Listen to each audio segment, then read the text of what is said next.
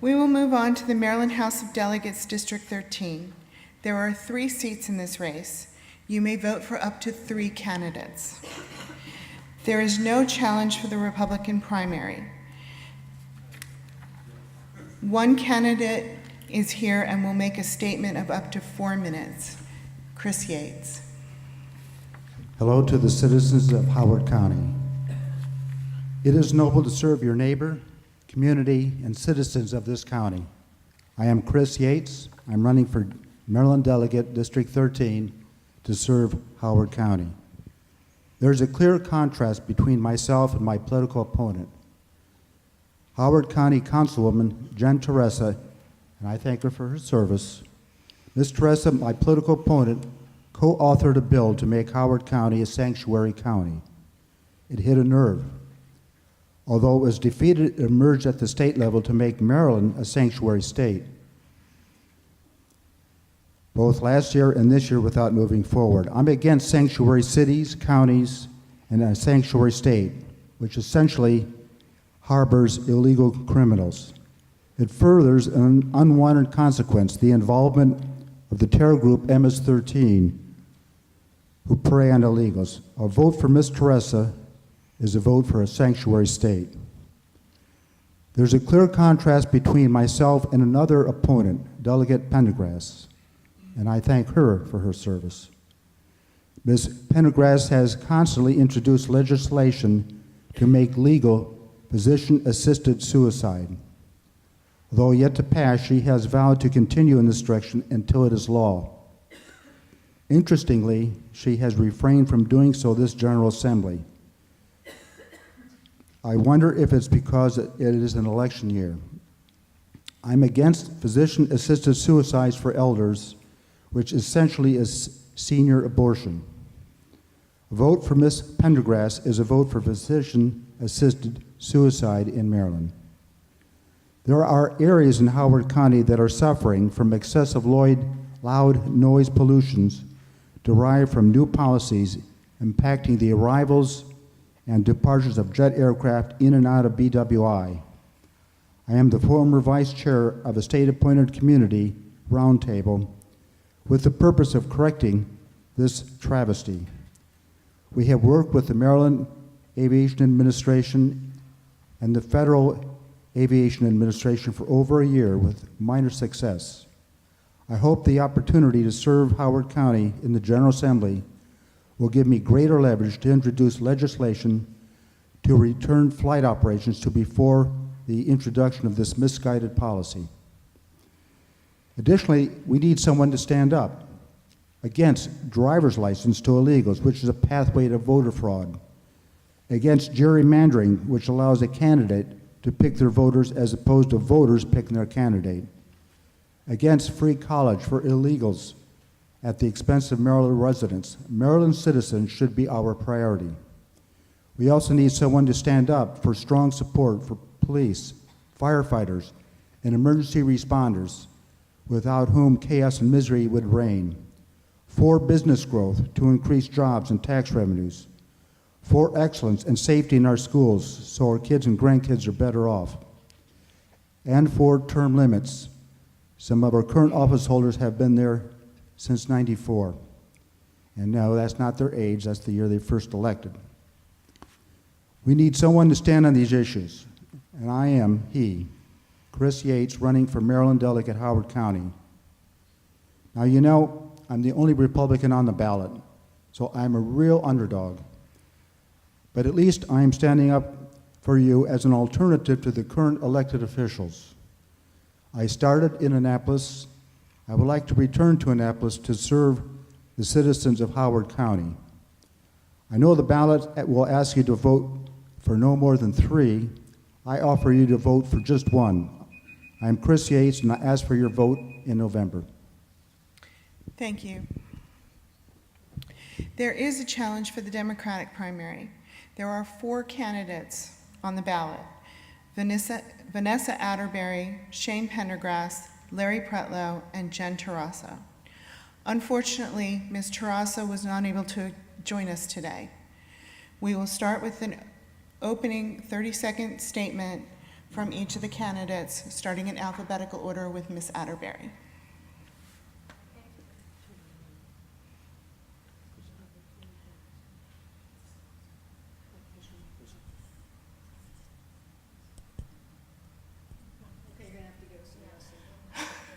I don't know how they work either.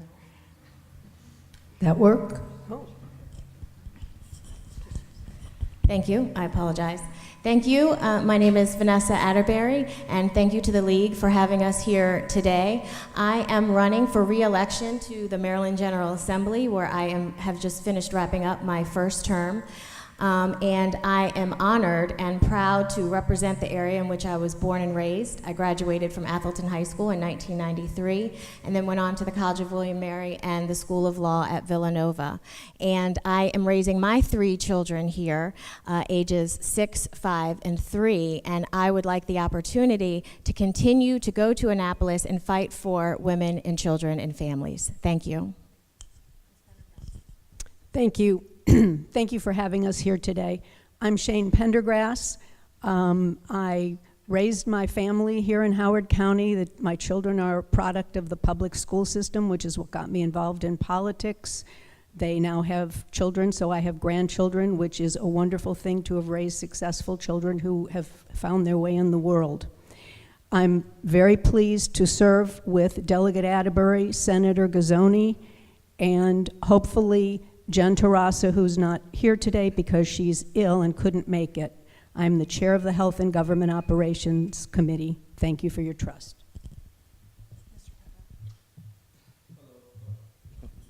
Hello, I want to thank the League for having this forum. I'm Larry Pretlow II. I didn't grow up in Howard County, but I grew up in the state of Maryland. I've lived in Howard County for about 4 years now. I'm a father. I have a 4-year-old and a 3-year-old. And I'm running because we need to take this opportunity to usher in a new era. One of our incumbents had served for over 23 years. I commend her for her service. I'm talking about Shayne Pendergrass, Delegate Pendergrass. I commend you, but we need change. Thank you. Let's begin our question session. I don't know what happened to my microphone. Okay.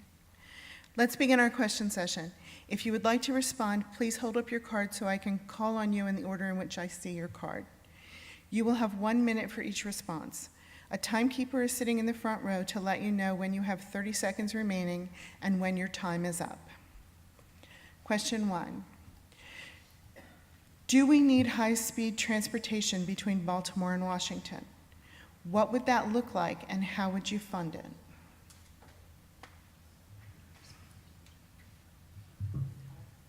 Ms. Pendergrass. I got to get with the program here. Senator Gazzoni and I knocked doors in the early 2000s to make sure that maglev did not come through Howard County right up Route 95. That's not to say it's not a great idea to have rapid rail along the East Coast. It's to say that if we're going to put a rail system into Howard County, which, by the way, the citizens rose up against, and that alignment was taken off of the map and hasn't been considered since. But if we're going to have transportation through Howard County, we would like the citizens of Howard County to be able to utilize that transportation to get to Washington, to get to Baltimore, to get to work, to get to places they want to go and we want to go. So I would not be a supporter of maglev, sexy as it is. Ms. Atterbury? Thank you. I would like to agree with my colleague, Chairwoman Pendergrass. You know, I think it's important that we focus on Howard County and how individuals from Howard County are getting to and from Baltimore and to and from the District of Columbia. There seems to be a focus on one or the other, and because we're in Central Maryland, perhaps folks, you know, tend to forget about us. But, you know, there's a problem right now with individuals in Baltimore who want to come to Howard County and work. We need to think about that. We need to think about expanding the MARC train and how we can have more access to that. And what's also very important is we need to figure out how the elderly who want to stay in their homes and who still want to get out, how we can get those individuals moving around the county, because we have an increasingly senior population. Mr. Pretlow? So what I would want to focus on is the fact that here in Columbia, we have a lot of developed communities. And to the statement that Vanessa Atterbury made, yeah, we do need to make sure that senior citizens are able to get out and get to their appointments, get to the grocery store, get to where it is they need to get to with shorter ride time and more connected routes. So I wouldn't support that thing that we mentioned, but I would support focusing more on local transportation and making sure that we have shorter ride time, increased buses that are clean energy friendly, and yeah, that's that. Thank you. Like the rest of the country and across income and class lines, Howard County is experiencing an opioid crisis, including the abuse of prescription drugs. What do we need to do to effectively respond to this crisis? Ms. Atterbury? Thank you. I think in Annapolis right now, there is a recognition that we do have this crisis, and there has been a shift on how we address that issue. We worked very hard on the Justice Reinvestment Act since I've been in Annapolis, which we worked really hard on in Chairwoman Pendergrass' committee. She chairs Health and Government Operations. And in my committee, the Judiciary Committee, where we're focusing on treatment beds and how not to send people to prison, but how to get people the proper treatment that they need. We expanded naloxone usage for first responders and other individuals. And last session, we created a grant program that awarded funding to local jurisdictions to expand crisis response services for individuals, crisis teams, walk-in services, and residential beds. So there is a recognition that we need to focus on this issue and see how we can successfully come at it on the other side. Thank you. Mr. Pretlow? So I think what we need to focus more on is root causes, things that are leading to people becoming addicted to opioids, and even the situation with the heroin epidemic. We need to hold the physicians more accountable, the pharmacy industry more accountable for the prescriptions that are being given out over and over and over again. And like I said, the root causes and making sure that folks who end up having to use these medications aren't already dealing with certain things. So maybe if you get prescribed some of these drugs, you would have to also go in regularly to get some kind of counseling or something. I mean, it's optional, but root causes and making sure that we hold whoever's giving these prescriptions out more accountable. Ms. Pendergrass? I'm learning with this green thing here. Over the past years, we've worked as a team in a bipartisan way. It's true that Delegate Atterbury's committee, Judiciary, has worked with us on a number of things. Some of the things we have focused on in HGO is to set up a tip line for reporting of pill mills, to increase the collection of data on prescribing, set limits on prescribing. We have mandated the establishment of crisis response teams, and as Delegate Atterbury said, we have funded those efforts. We're actually making a fair amount of progress. We're connecting our 211 emergency lines to resources. We've expanded treatment beds. We've expanded resources. We've been working hard on this issue for at least this term and prior to this term. But this term, we've really addressed the issue. That's not to say it's a quick fix. It's just to say we're making progress. Thank you. Maryland recently passed legislation requiring domestic abusers to turn in their firearms. How would you enforce this? Ms. Atterbury? Well, I want to thank you for that question, because that was actually my bill. That was a piece of legislation that took me 3 years to pass, and it was a very heavy lift. And so essentially what that piece of legislation does is says anyone who is convicted of a domestic violence crime, it was already illegal for you to have your firearm, but we created an enforcement process by which law enforcement can go into the home if it's suspected that there still are weapons, or the workplace, or wherever this individual may be. So giving the proper support to law enforcement and the state's attorneys and our judicial system is how we can make sure that they continue to enforce that law. I was happy to also sponsor the bill that disbanded the Handgun Permit Review Board and revamped that so that we're just not giving everyone a weapon who appeals their denial at the initial stage. I was happy to support and work on the red flag law, which created a way in which we can confiscate guns from individuals who might harm themselves. Thank you. Thank you. Ms. Pendergrass? Go. I'm happy to have been a co-sponsor of Delegate Atterbury's bills as well as some others. We have, again, we make incremental progress in Annapolis. We work as a team in District 13. We have accomplished a lot. We have a star in Delegate Atterbury, I'm happy to say. She's become a chair of a subcommittee, which is very unusual in a first term. We will continue to work on these issues. Enforcement is really the administration's responsibility, not the legislator's responsibility. We can provide the tools, we can provide the laws and set up the framework.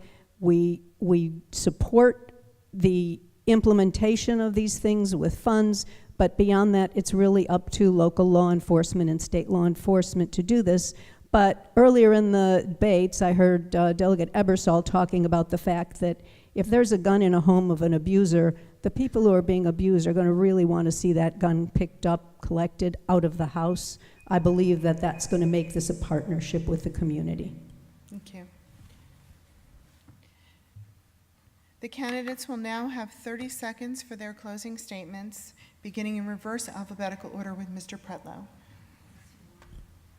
He passed. Again, I'm Larry Pretlow II. I'm 28 years old. I'll be 29 years old by the time the primary gets here. Like I said, I'm a father. I live in the Oakland Mills community. I'm a people over politics, children over party kind of guy. I keep hearing all this talk about how Team 13 is a team. Well, you gotta owe whatever you do, whatever you fight for, you gotta owe it to the people first, and honestly, only the people. So when you're, so big on team within the delegation, then, if you're taking money from big money and you're taking money from big money, then you owe it all to each other and not all of us. So I'm running for all of us, and support me, please. Thank you, Mr. Pretlow. Ms. Pendergrass. Thank you. Thanks to the League again for having this event. Thanks to those of you who are tuning in to watch this event. I really appreciate the opportunity to say thank you for the trust that you have placed in me. I believe I've helped a lot of people over my time in office. I'd like to believe that I've made life a little better for a lot of people, and will continue to be committed to listening to my constituents as well as people in the state of Maryland, and trying to make things as good as we can for Howard County and the state of Maryland with the help of my constituents. Thank you. Ms. Atterbury. Hi again, my name is Vanessa Atteberry, and I want to thank the League for putting this on, and for everyone who is listening. I also want to thank Chairwoman Pendergrass. It is we are incredibly fortunate to have a chairwoman of a committee from Howard County, one of the smaller jurisdictions in Annapolis. So we're very lucky. I want to thank Senator Gazzoni and Jen Tarassa, who is ill and couldn't be here today. And I want to thank all of you who supported me in my election and ask that you do so again. I want to continue to work on issues that protect our children, not just my children, but all of our children, so that they're safe in school and they don't have to worry about unfortunate things happening to them while they're in schools. And I also want to, well, that time goes by really quickly. Yes, thank you. So again, my name is Vanessa Atterbury. Thank you.